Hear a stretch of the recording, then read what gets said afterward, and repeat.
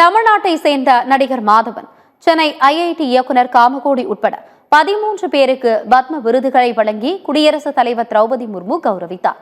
கலை, சமூக சேவை, பொதுப்பணி, அறிவியல், வர்த்தகம், மருத்துவம், இலக்கியம், கல்வி, விளையாட்டு உள்ளிட்ட பல்வேறு துறைகளில் தலைசிறந்த பங்களிப்பை அளித்தவர்களுக்கு நாட்டின் உயரிய பத்ம விருதுகள் வழங்கப்படுகின்றன.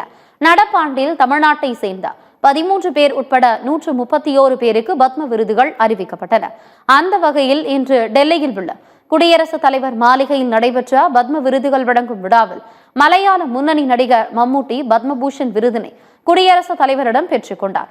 அதேபோல பின்னணி பாடகி அல்கா யாக்னிக் பத்மபூஷன் விருது பெற்றார். தமிழ்நாட்டை சேர்ந்த முன்னாள் டென்னிஸ் வீரர் விஜய் அமர்துராஜுக்கு பத்மபூஷன் விருது வழங்கப்பட்டது.